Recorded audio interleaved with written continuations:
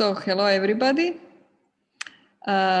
So before I begin, I would just like to mention that the webinar is being recorded for the sake of documentation, as well as for the, and we are at the moment going also live on Facebook.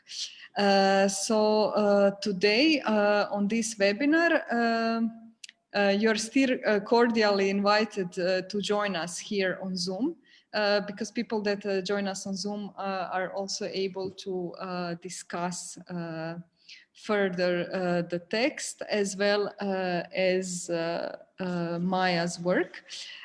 So today we are having Maja Hodošček as a guest speaker, who is an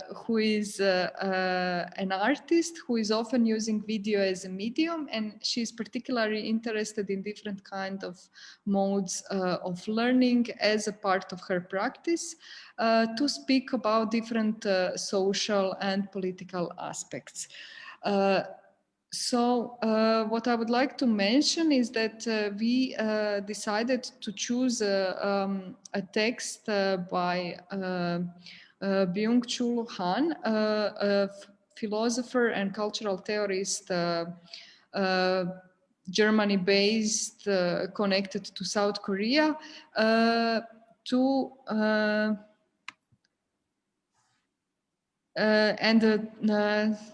hello, and the text is titled The Crisis of Freedom.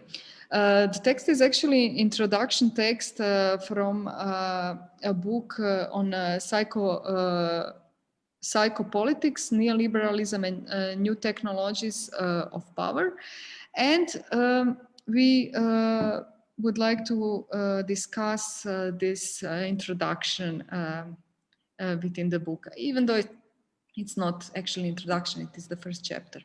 But before we start, I would like to ask everybody to introduce themselves very briefly. In a sense, I will just say my name, my pronoun, and the answer, where do you want to go today? Which is actually reference to the text. Where do you want to go today was actually Microsoft's early advertising slogan that suggested unlimited freedom and mobility on the web. So I can start. My name is Irena Boric. My pronouns are she and her. And I actually wanted to go today to this very webinar. So Ivana, maybe you want to introduce yourself?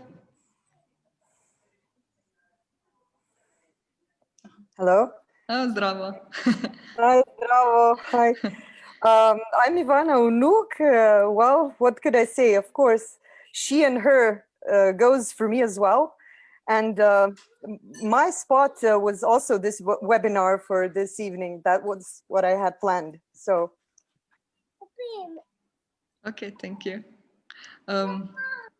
Maja? Antonci, yeah. Okay. Hello, can you hear me? Yeah. Hi, I'm Maja Antoncic, and I'm really glad that I'm part of this event. So yes, I'm here now, but maybe today, later, I want to dance. Thank you. Thank you very much. And Maja, of course, you can also introduce yourself, because we are curious, where did you want to go today? To be honest, I wanted to be here, so I'm here. I would also like to be, of course, maybe in another city, but it's not possible due to the current situation. But yeah, my name is Maja. For me, it's also he or her. Mm-hmm. Yeah, so. Okay, I would now just ask Peter to introduce himself. We are just having this round of introduction, and you are the last for now joining us. So just if you can say your name, your pronoun, and where did you want to go today?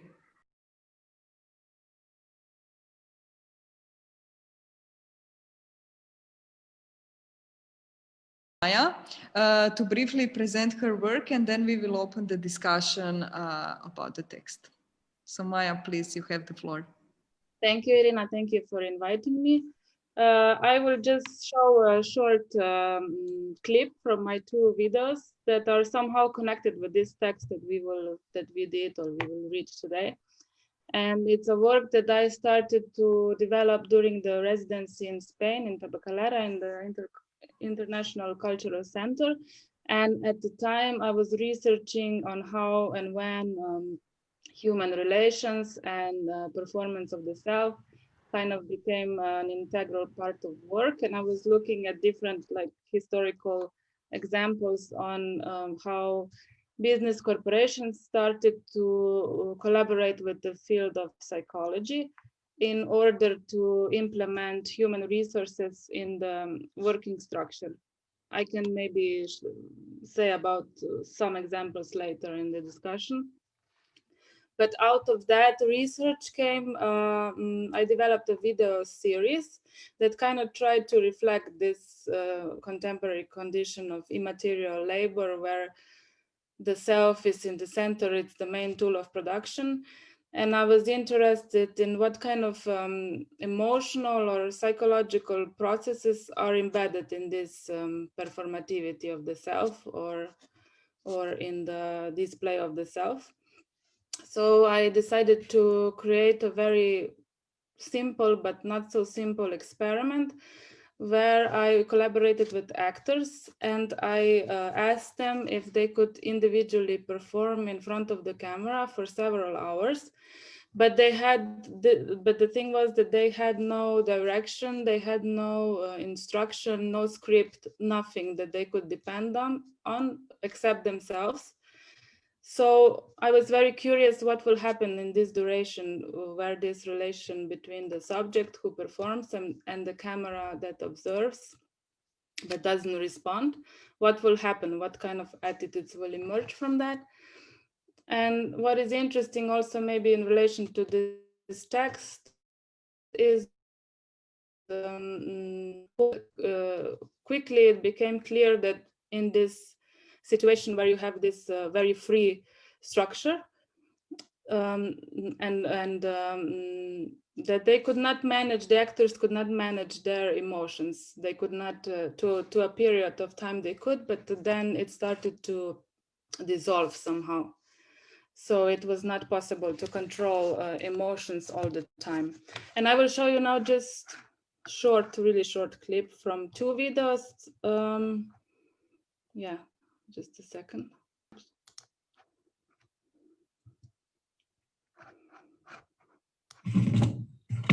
What is interesting? What is interesting for the camera? I have no idea. I have no idea. Maybe it's boring or something. Maybe I'm probably. Maybe I should be more funny. Maybe I don't know. I should be more aggressive. Shout and take me off my shirt and show something. Maybe. What do you think? Do you think I should do that?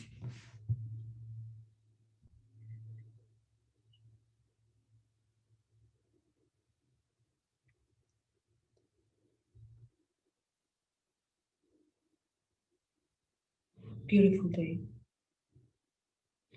It's beautiful. I should stay like in a beach or in a mountain, but I'm tired. So always could be better. Always.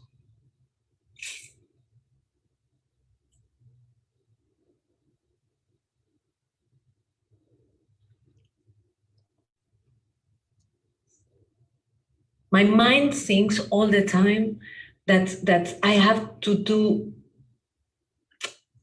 important things all the time. My mind is telling me, you have to do important things. You have to do important things, and suddenly, I can't feel happy in all the week. I can't feel happy with this thought.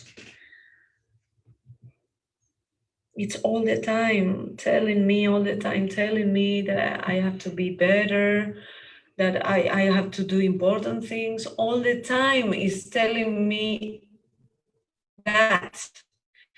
So I speak to you and I say to you, shut up, okay? Shut up.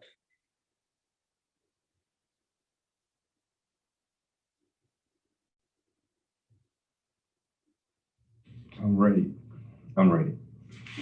Whenever you want. We start.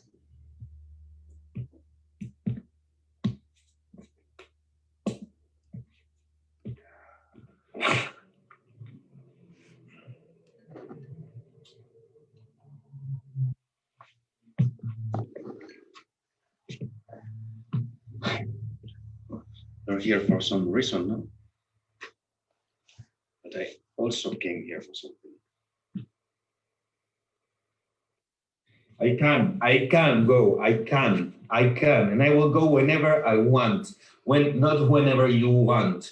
I will go, so I can go whenever I can. See, I can go, I'm moving, you see? I can go. So do something to keep me here, because I can go. You see, I can go. I'm not here anymore.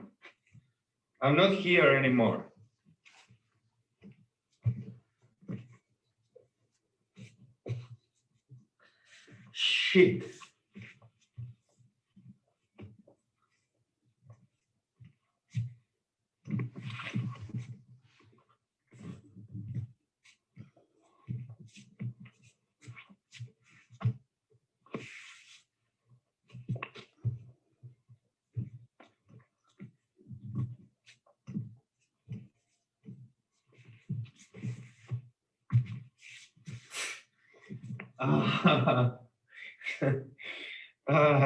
Shit. I can go, it's true, I can go, but I don't want to. That's it, I don't want to go.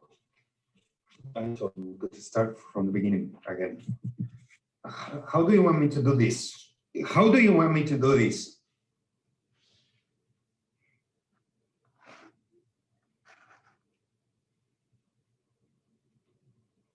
still okay.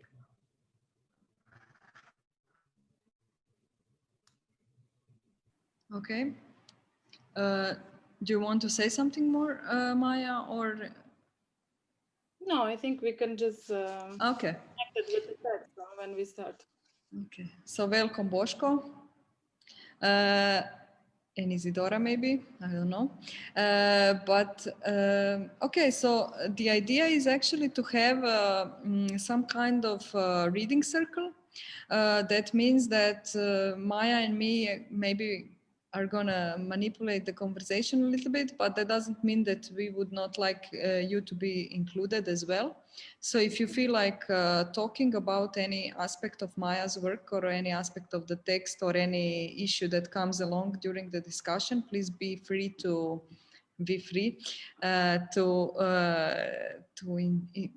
include yourself and to share your thoughts. As this is not intended that we know everything about this text, but it's rather the idea is that we somehow learn together throughout the text about Maja's practice, but also about issues that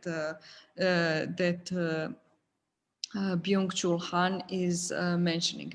So, okay, without further ado, then I will just start to say a few things about Byung Chul-Han and about his text, in a sense that he did, I don't know, did you manage to read the text? If you didn't, well, okay, then you will have to maybe connect to aspects, to some parts of it from another perspectives of knowledge. But still, if you have, then it's also great to comment about some things that he, how he starts with. So maybe to make this first relation with Maja's work. So you have seen the performers, the actors that are actually faced or confronted with a really awkward moment of kind of having camera in front and having kind of all this space for themselves that can be used, but they are not directed. There is no very clear direction or point where they should go or what they're supposed to do, and then there comes this kind of maybe some sort of a friction that is taking place when they are kind of feeling like caught somehow. And it seems to me interesting when you look at these actors, and then to go into the text, which actually discusses the whole idea of that kind of performativity that is somehow constant for the way or we are living today, or better yet to say it, the way we are working today.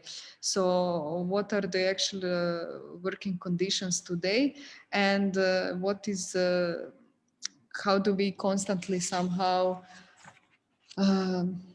invent ourselves? So this moment to start the text also with what he's claiming at the very beginning is that today we do not deem ourselves subjugated subjects, but rather projects, always refashioning and reinventing ourselves. So a sense of freedom attends passing from the state of subject to that of a project. Maja, I would ask you maybe to comment first, but then also I would ask everybody else to share their thoughts along the lines of the text or Maja's work. Thank you, Irina.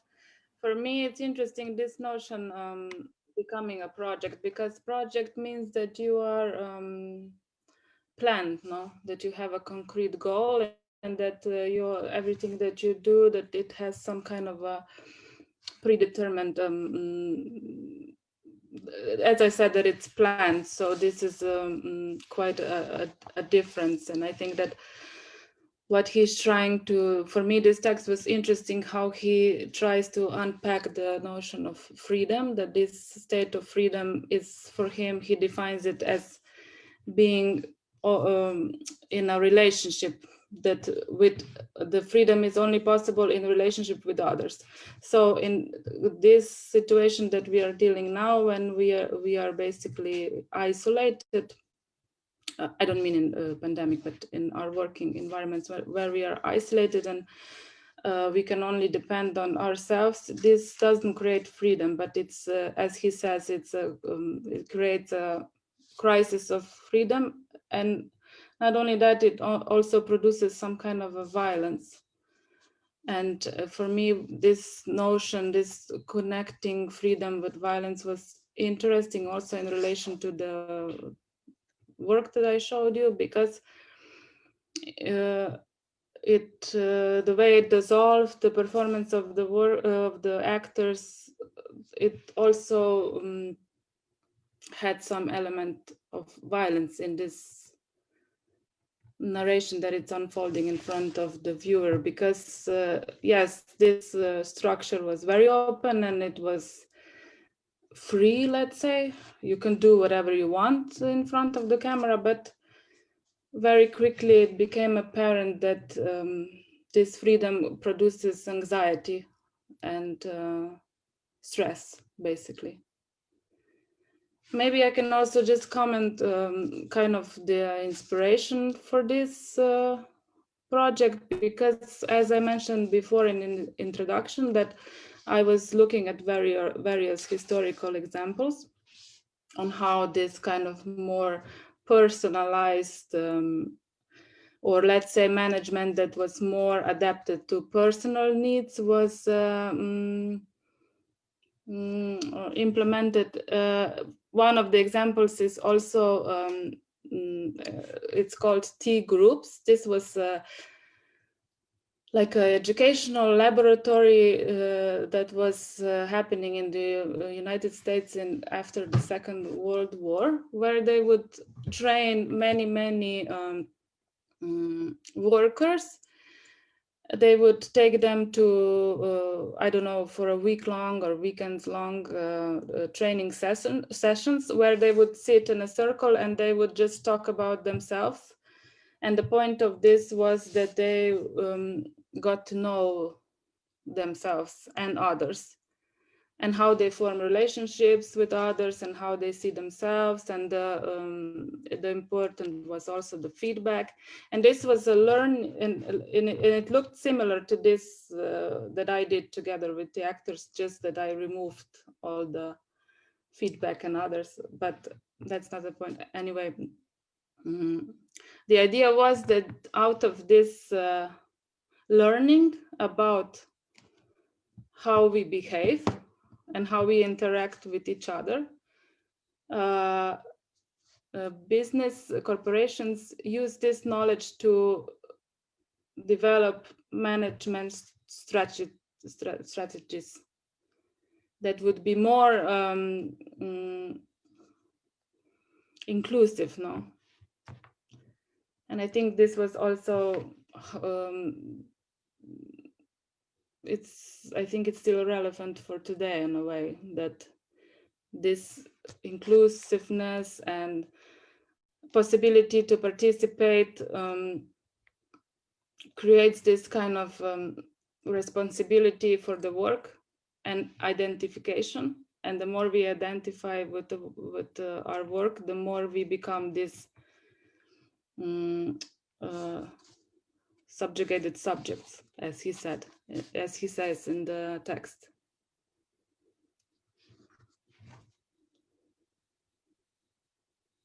In relation to that, I can also have a quote. So it's as he say, neoliberalism represents a highly efficient, indeed an intelligent system for exploiting freedom. Everything that belongs to practices and expressive forms of liberty, emotion, play, and communication comes to be exploited. It is inefficient to exploit people against their will. Allow exploitation yields scant returns. Only when freedom is exploited are returns maximized. But it is interesting to have this moment of willingness to, even though it's not, I don't think that it is perceived as exploitation at all, but there is the willingness is still there. It's like, I think it's happening with like people are consenting to that, even though they are maybe not really realizing that is happening somehow.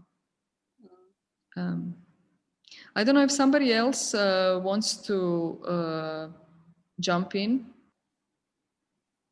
And one of the, maybe I can comment, one of the ideas behind this, what I was trying to somehow describe before with this inclusiveness, was also because this was more efficient. He also mentions here in the text that it's inefficient to exploit people against their will, no? I mean, if you have this situation as it was in like classical Marxist workers and owners of the production, I mean managers, it was easier to form solidarity because it was clear it was a conflict around ownership, no? So it was easier for the workers, let's say, to unite and form some kind of solidarity. And now, when there's no clear boundary, when we are basically we all own our own means of production, it's very difficult to form this solidarity or to resist.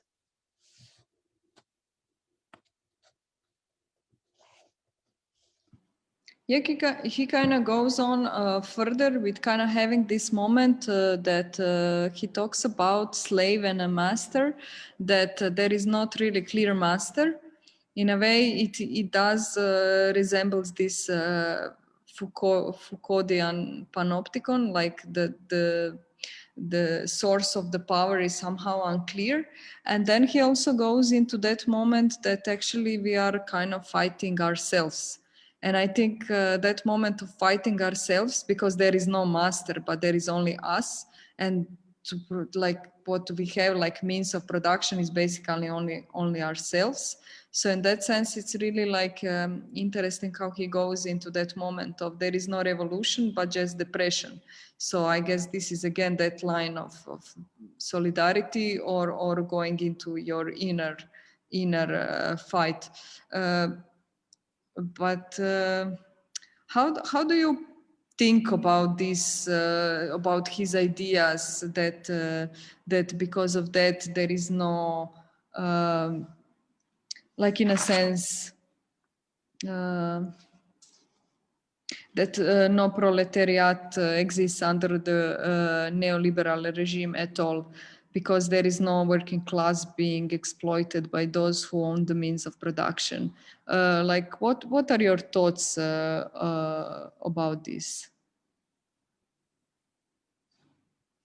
Yeah, well, I would agree with him in a sense that it's becoming more and more abstract.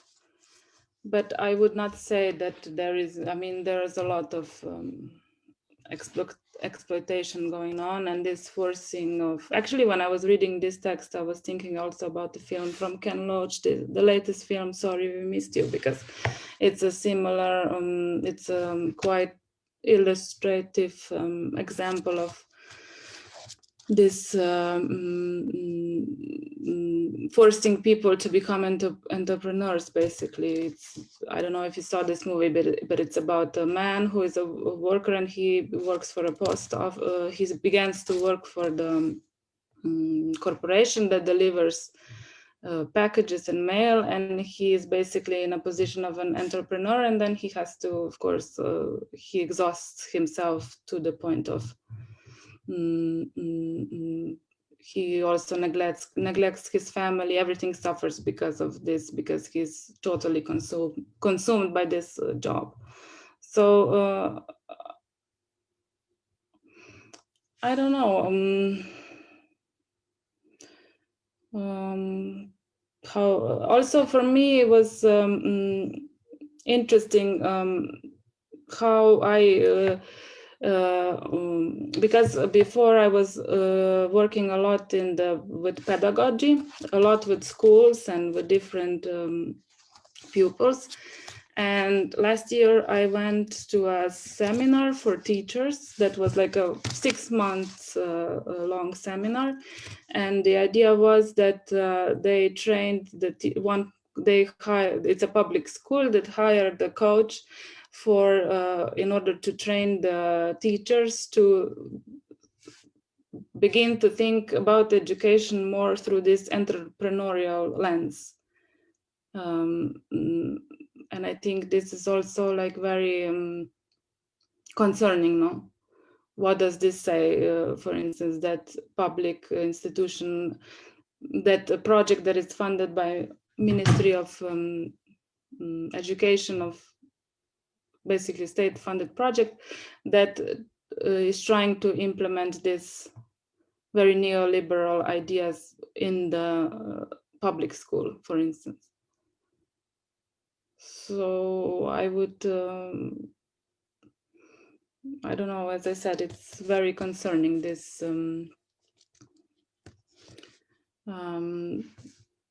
and it was interesting that on this seminar, this notion in the center is always, of course, self-realization, and you can be whatever you want to be if you just try hard enough.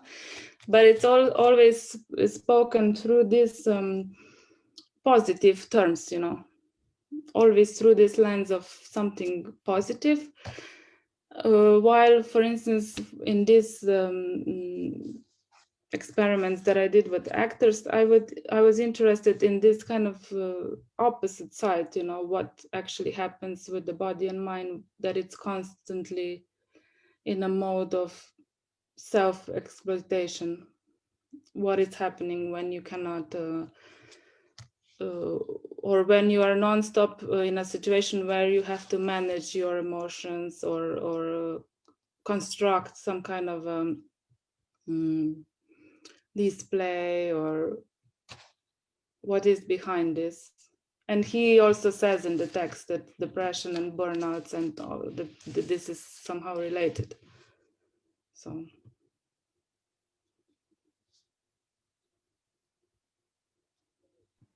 yeah, for me it's also that moment what you were saying, that when he's mentioning this moment of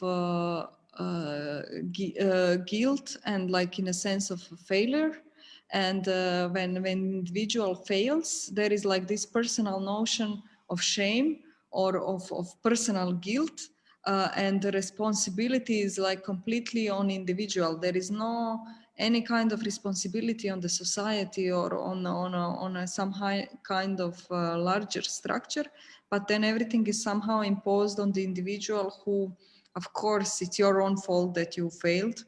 In a sense, you didn't succeed or whatever was promised at the beginning of that kind of ideas.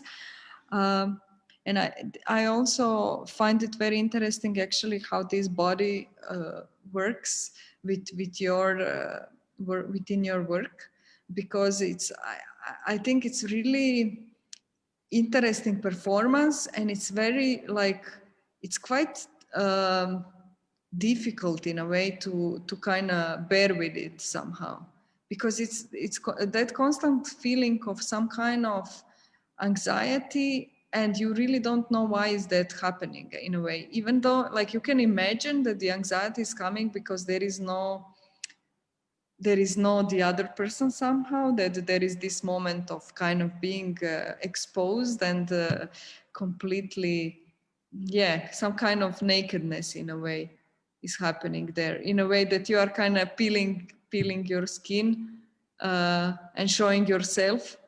But it's very difficult to do something like this, especially when you are doing it like, you know, all the lights are there, but you are not you don't even know what you're doing in a way. Like in a sense, I felt that throughout that performance, because there is no clear guideline or anything like that. And I'm also wondering about the process itself. As you mentioned, it was a process of few hours. So what was your role in a sense? Like your role was behind the camera, you were present there all the time, or you left the camera and went out of the space? no, I was my role was the role of the observer. I was also the one of the maybe influence that came in the end on the idea about this work, was that I don't know if you know, but in the beginning of the 20th century, they again in the US, they made a studies. It's called Hawthorne studies. And it was a studies also where the basically a lot of psychologists were researching about what is happening in the factories. And the experiment was that they wanted to test in one company in Illinois, I think it was West Electric, something like that. They wanted to test how lightning would affect the productivity of the workers. So they were changing lights, different lights, and then it was obvious that not much the productivity didn't change. But then they separated them into smaller groups, and they were together with the manager, and the manager observed them and sometimes would make some interaction or comment.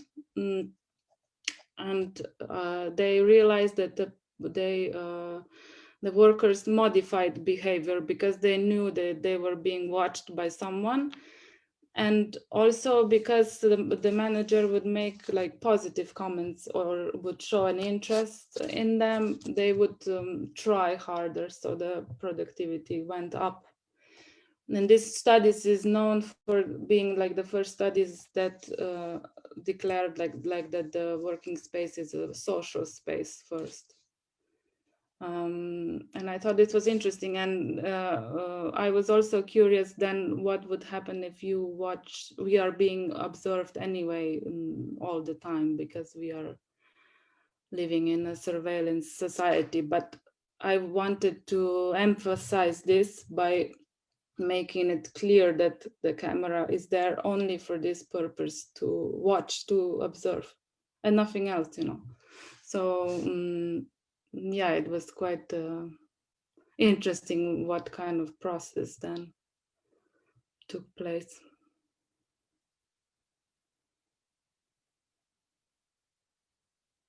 If anybody else wants to share some thoughts. So this is a little moment of thinking or rethinking things. As you mentioned, I mean, this was also the idea from the introduction. Where are you gonna go? Where do you want to go today? I found it funny to use it in the introduction because it's like this Microsoft advertising slogan that wanted to address that you can go everywhere in the world just by being online. And that's another layer to this aspect, like what we are living now, where is that kind of freedom? So we have all the Microsoft slogan kind of freedom. We can go wherever we want. We can go to New York events or whatever, being based in Maribor or other places. And but at the same time, it has nothing to do with the freedom, as we are completely kind of framed also with the frames of corporations, like you know, the Zoom, the Facebook, that kind of moments. And this is that kind of moment of like as he said also today, unbounded freedom and communication are switching over into total control and surveillance. But also one thing that I really found interesting was actually when he is mentioning this aspect of surveillance. So when he's discussing that moment, then he also says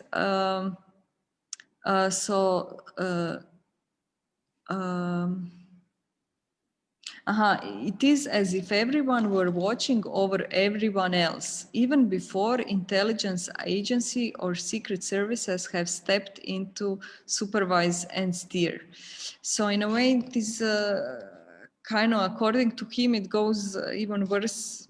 I don't know, can we compare this to Stasi? Moment, you know, in a sense, because it was all about information in a way anyways. So who has the right information and who has the access to it? I mean, it was all about the Cold War anyways. And then like what happens is that kind of feeling is still again, and what he's saying also is that such primary intrinsic surveillance proves much more problematic than the secondary extrinsic surveillance undertaken by secret services and spying agencies. So in a way, this primary intrinsic surveillance, I would actually read it as some kind of self-censorship, in a sense that you are already, like you already know how can you perform or how can you act, and then you are already like doing this kind of restraining yourself. And for me, it was also interesting, like I remember when talking about, or like it is also very much present in Stilinović's works, this idea of censorship. For him, it was the worst kind, actually, that kind of self-censorship. When you already like self-censoring before even it goes out in the public kind of sphere, just to not mention, like you are already doing the control and the surveillance yourself somehow. So I don't know, I found this kind of interesting moment also within the text. Yeah, but I think it's important because he mentions that we are willingly doing this. You know, that we are willingly participate. That's why it's, I think that's how I understand it. It makes it more problematic than what he says, than the secret services and spying agencies. So the text was actually written in 2017. So it had a bit of different viewpoint. Of course, the author has a lot to say about the current conditions and so on. But still, I think it's quite interesting when we think of these kind of moments of today. And then also what is interesting is that he kind of talks about that the call for transparency presupposes occupying the position of a shocked spectator. So it is not voiced by engaged citizens so much as by passive onlookers. So participation now amounts to grievance and complaint. With that, the society of transparency, inhabited by onlookers and consumers, has given rise to a spectator democracy. So, I mean, this is kind of question for everybody also, like, what are your thoughts on that kind of moment of participation? Especially when this kind of participation today, it kind of also shifted into another layer, especially with all this kind of digitalization, and where is actually that kind of moment for some kind of subversion?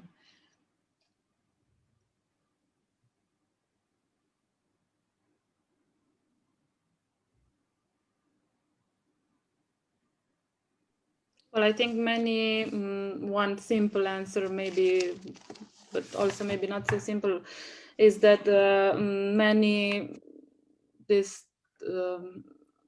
engineers or Silicon Valley people now started also to raise the awareness that the social media is not, that it took a different point from what it was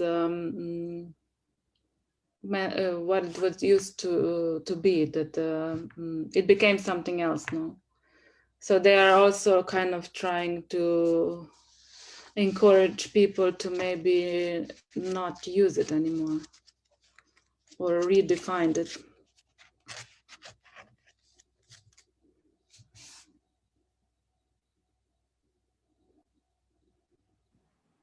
Ivana, did you maybe want to say something?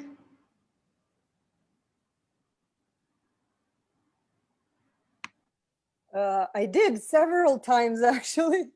Sorry for the interruption. No, it's okay. No, the kids keep popping up. They demand attention, so it's really hard for me to, you know, I listen to you, and the moment I want to say, somebody comes. But yeah, definitely, there were several points that I found very interesting, both inside what you said, Irena, in the text, and in your work, Maja. And what Irena said about how we are basically self-censoring. I think that's a very powerful point in a negative way.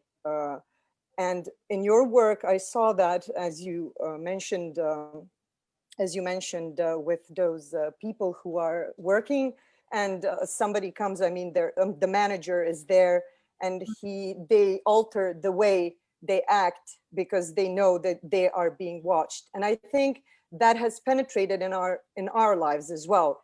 And one of the ways how we can rebel is to talk and interact, and not be these silent spectators that sit around and do this silent democracy, as you mentioned, Maja, I think. So I don't know. I mean, and there were several other points, of course, as well, but please feel free to, you know, interact a little bit more. Thank you, Ivana. Okay. I would agree, yeah, that we need to engage and talk more, because it seems like also now in the pandemic we are heading even to a more isolated, even to a wider isolation. So it's a challenge how to. Yeah. And also, you know what, the videos that you showed have this very sincere tension in them, and this feeling of you know, how shall I say, being lost in a way, and not being able to, because it's not easy to express those kind of feelings. And we are, as you also said, we are somehow trained with this society that is in the situation now with COVID and everything else. And we are closed inside, and we feel this pressure and tension, and just to be able to release it maybe through this kind of communication. I think that's also very important. So not to go into that positive way, always trying to, you know, this negative, how shall I say, it's, please help me, you know what I mean, this positive, false positive, it's actually not that. And I think that is really messing up the world now. Also the communication, you know, you cannot express how you feel, it's not accepted. And people are inside, and they are, maybe for, you know, in the beginning it was easier, you could maybe read a book and I don't know, study and enjoy for what you didn't have time. But then we actually saw in front of us, not working, but interacting over, I don't know, Facebook and Twitter, and all the politics and all the negative information coming in every day. So you had to filter this. And I think we have to use Facebook and other tools in the same way. We just filter it. We know what's going, the processes that are going in the back, and we know they are using our information. So we have to be smart about that. And I don't know, just use it as a tool. I think use it as a tool, not cutting it off, because I do think the future is in technology and we have to adapt. But a lot of it is subconscious somehow. We are not conscious of, we are leaving traces on the internet, and people are, of course, getting the information now more and more. But I think it's still quite a problem, a big problem for many. It's definitely pervasive in many aspects.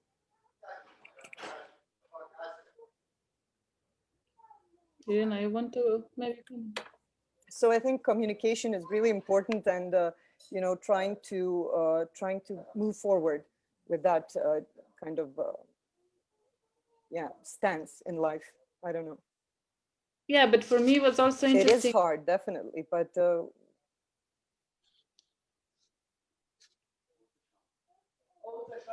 yes, Maja. Yeah, I just want to comment on what Ivana said. I agree, yes, the communication is very important. And for me, the most intriguing aspect in this text was actually this that I mentioned before, the way he defines freedom through that freedom is basically a relationship, no, with that you can self-realize in the together with others. But I was asking myself if we need to learn that again, you know, because if we are in this position of being like projects and non-stop or performing or self-censoring and curating ourselves, can we do we know how this relationship that doesn't include all that looks like, or you know, or do we need to learn this in a way? I was asking myself while reading this text. Yeah, it definitely has a drug sort of quality, and we probably need to get off the drugs. Yes, that's definitely true. technology, and Facebook definitely. I mean, use it in a different way, definitely. What do you propose as you know, a way of moving forward? If you gather all the information and you know you are looking into this matter very thoroughly, so maybe you have some insights, Maja. I'm not against social media, and not at all, but I would like that this manipulation would not be present. No, this non-stop exposure towards some algorithms that calculate what you want and takes that you are considered as a data. This I think it's. But I don't necessarily mean, I didn't read this text only in relation to social media, or yes, the project that I did was not necessarily concerned with social media, but in general, if we, how is this affecting our minds and our bodies, this nonstop pressure to, I work a lot with high school students that and I did also a small experiment with them. I also asked them if they could be in front of the camera and talk for 5 minutes, and they it was very hard, and they experienced anxiety. And then we had a discussion, and it was really interesting how they are using these smartphones unconsciously almost. They are not, I mean, they are taking pictures non-stop, but they don't realize what this what is this machine, no, that films you non-stop. And when they were confronted with the camera, they experienced uncomfort. And yeah, it was interesting to kind of see that this duality, no? In one sense, you are non-stop using the camera, but then you are also afraid of it, no? If I may say something, refer to that what you said now, Maja, I find it really interesting, because through through this reinventing, let's say, ourselves, through presenting ourselves on the social media, on the internet. So we all the time we are curating our presentations, let's say. But I find really interesting opposite side in your video with these actors confronting cameras, and they somehow they can't manage actually to stay in this pose, you know, the actor's pose. They suddenly crash, and they become really sincere, and really like you can actually see themselves, them nude actually, in this sense. And it's actually opposite side of the with this freedom they have in the in front of the camera, and they have also a bit of freedom of in time, let's say, because it's you are recording it really for a long period. It's like somehow naturally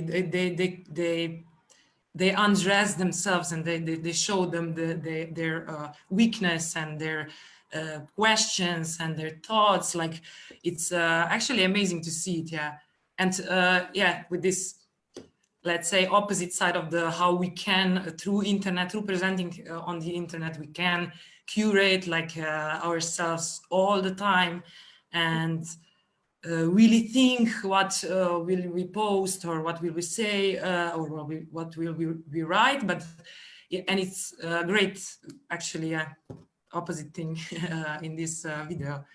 It's really really interesting, when they're confronted, and probably those pupils you had in front of the camera also, they show this weak side through that that experiment of yours, probably. Thank you, Maja, for your comment.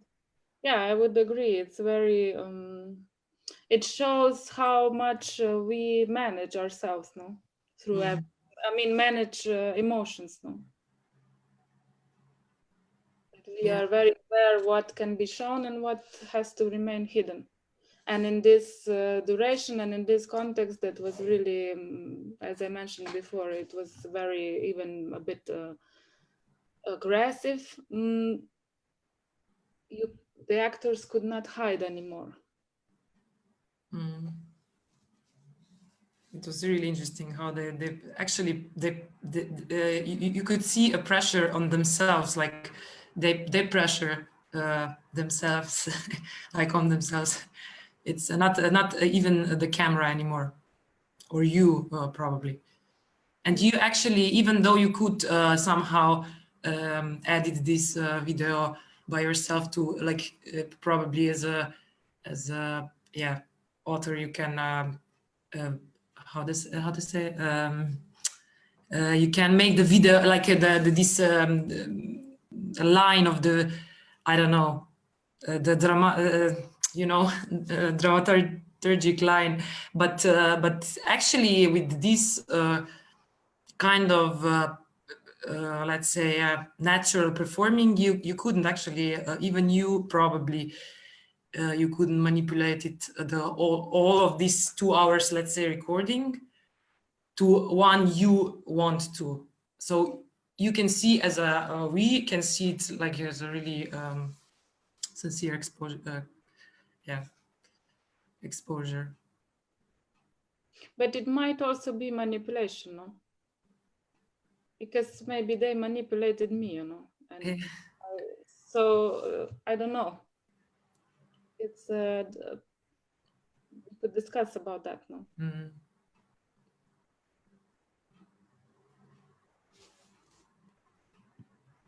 Okay.